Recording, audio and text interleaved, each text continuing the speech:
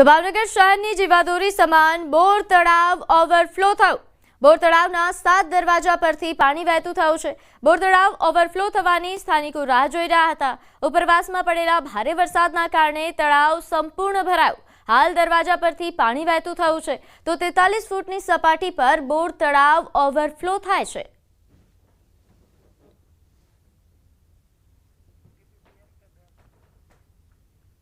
આવનાર દિવસોમાં બનાસ ડેરીની ચૂંટણી યોજાવા જઈ રહી છે ત્યારે આજે ફોર્મ ભરવાનો છેલ્લો દિવસ છે। બનાસ ડેરીની ચૂંટણીને લઈને પૂર્વ સાંસદ પરબત પટેલનું મોટું નિવેદન સામે આવ્યું। તેમણે કહ્યું કે ભાજપ જે ઉમેદવારને મેન્ડેટ આપે તે જ ચૂંટણી લડે અને મેન્ડેટની સામે કોઈ ચૂંટણી ન લડે તેવું મારું વ્યક્તિગત માનવું છે। ભારતીય જનતા પાર્ટીમાં જે કેન્ડિડેટને મેન્ડેટ મળશે એ જ મારી રીતે લડે। મેન્ડેટના સામે કોઈ પણ કેન્ડિડેટ ન લડે અને મને એવું લાગે છે કે સંપૂર્ણ જિલ્લાનું નિયામક મંડળની ચૂંટણી બિનહરીફ થાય એવો વ્યક્તિગત મારો અભિપ્રાય છે। વાપી અને ખેડામાં રખડતા યમદૂતોનો ત્રાસ, રાહદારીઓ ત્રાહિમામ થઈ ચૂક્યા છે। વાપી અને ખેડામાં રખડતા ઢોરનો ત્રાસ યથાવત છે। વાપીમાં રસ્તા વચ્ચે આખલાઓનું યુદ્ધ જામ્યું, જેમાં વાહન ચાલકો માંડ બચ્યા, તો ખેડામાં ઢોરે જાણે મહિલાની હત્યાની સોપારી લીધી હોય તેમ તૂટી પડ્યા। ખેડાના મહેમદાવાદ તાલુકાના ખાતરજ ગામેથી ભયાવહ દ્રશ્યો સામે આવ્યા। રખડતા ઢોરના આતંકે તો હવે હદ વટાવી દીધી। ઢોરના ટોળાએ મહિલાને બાનમાં લીધી હતી। આસપાસના લોકોએ ઢોરને માર માર્યો, છતાં ઢોરોનો અત્યાચાર થમ્યો નહીં। આ ખતરનાક વિડીયો હાલ સોશિયલ મીડિયામાં વાયરલ થઈ રહ્યો છે। ખાતરજ ગામમાં દૂધની ડેરી પાસે આ ઘટના બની। ગામમાં આવેલ દૂધ મંડળીમાં દૂધ લેવા આવેલ મહિલાને ઢોરોએ અડફેટે લીધી હતી। હાલમાં મહિલાને ગંભીર હાલતમાં સારવાર માટે ખાનગી હોસ્પિટલમાં ખસેડાઈ છે। આ વાયરલ વિડીયોને લઈને સવાલ ઉઠી રહ્યા છે કે ક્યારે થમશે આ રખડતા ઢોરનો આતંક। આ તરફ વાપીમાં રખડતા પશુઓનો ત્રાસ યથાવત છે। ગુંજન વિસ્તારમાં રખડતા પશુઓનું એક ટોળું રસ્તા પર ઉતરી આવ્યું હતું, જેમાંથી 2 આખલાઓ સામસામે આવી જતા બંને વચ્ચે જોરદાર યુદ્ધ જામ્યું। જાહેર રસ્તા વચ્ચે વાહનોની અને રાહદારીઓની અવરજવર વચ્ચે આખલાઓ લડતા વાહન ચાલકો અને રાહદારીઓના જીવ અદ્ધર થઈ ગયા। અનેક વાહન ચાલકો અને રાહદારીઓ આ લડતા આખલાઓની અડફેટે આવતા બચ્યા હતા। લોકોએ આખલાઓને છૂટા પાડવા પ્રયાસ કર્યા હતા, તેમ છતાંય 1 કલાકથી વધુ સમય સુધી આખલાઓએ સમગ્ર વિસ્તારને બાનમાં લીધો। આમ રખડતા ઢોરના ત્રાસથી રહીશો ત્રાહિમામ પોકારી ગયા છે।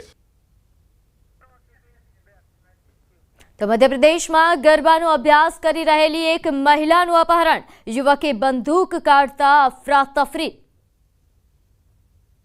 મધ્યપ્રદેશના મંદસૌરમાં ગરબા ક્લાસીસમાંથી એક યુવતીનું અપહરણ થઈ ગયું। કેટલાક પુરુષો અને 2 મહિલા ગરબા ક્લાસીસમાં આવ્યા અને મહિલાને ખેંચીને લઈ ગયા। ત્યાં હાજર એક યુવતીએ તેને બચાવવાનો પ્રયાસ કર્યો, પરંતુ આરોપીએ બંદૂક કાઢતા ક્લાસમાં અફરાતફરી મચી ગઈ। આ સમગ્ર ઘટનાનો વિડીયો સામે આવ્યો છે। આ ઘટના શનિવારે રાત્રે 10 વાગ્યાની આસપાસ બની। ખાનપુરામાં આવેલી ભાવસાર ધર્મશાળામાં મહિલાઓ અને યુવતીઓ ગરબા કરી રહી હતી।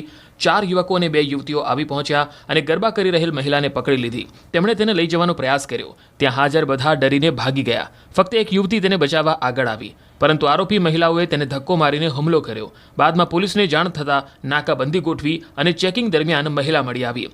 પ્રાથમિક તપાસમાં આરોપીઓ મહિલાના પરિવારથી જ હતા। મહિલા લિવ ઇન રિલેશનશીપમાં રહેતી હોવાથી અપહરણ કર્યું હોવાનું સામે આવ્યું। સમગ્ર મામલે 7 આરોપીની ધરપકડ કરી લેવાઈ। તો ઉત્તર પ્રદેશના લખનૌમાં મોલ બહાર ફાયરિંગ, ધોકાવાળી અને ઝપાઝપી।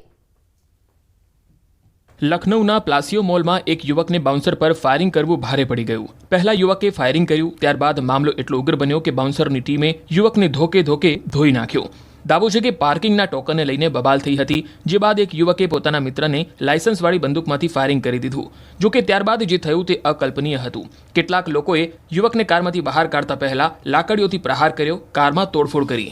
જેવો યુવક બહાર નીકળ્યો કે બાઉન્સર્સ અને ગાર્ડે યુવક પર લાઠીઓનો વરસાદ વરસાવ્યો અને અધમુઓ કરી દીધો। આ સમગ્ર મામલે બંને તરફથી ફરિયાદ લેવાઈ છે અને આરોપીની ધરપકડ થઈ ગઈ હોવાનો દાવો છે। આરોપીઓ પાસેથી એક લાયસન્સ પ્રાપ્ત પિસ્તોલ, 2 મેગઝીન, 2 ખાલી કારતૂસ અને 5 કારતૂસ પણ મળી આવ્યા છે।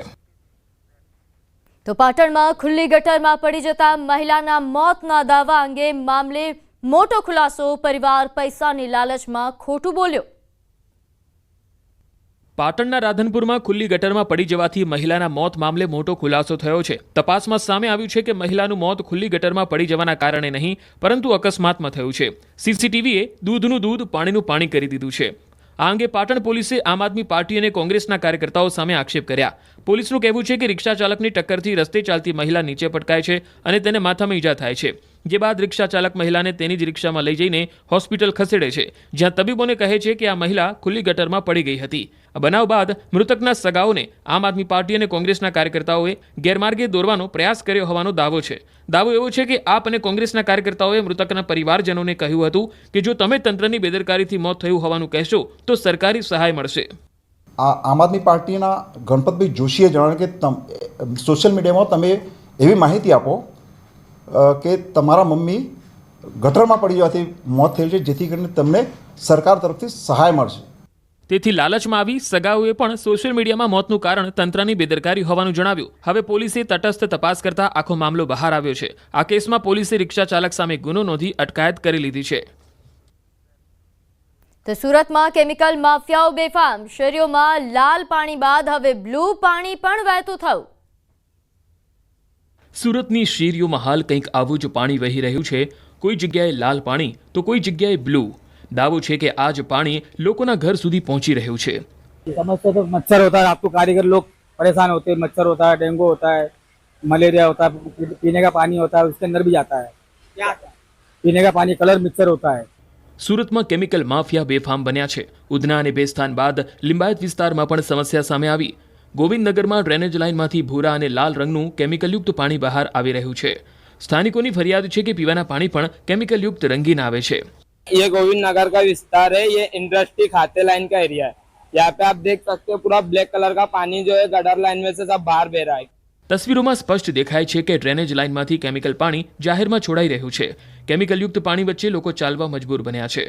તંત્ર માત્ર નોટિસ અને સીલની ધમકી આપે છે, પરંતુ કોઈ કડક કાર્યવાહી ન કરાતી હોવાનો આરોપ છે.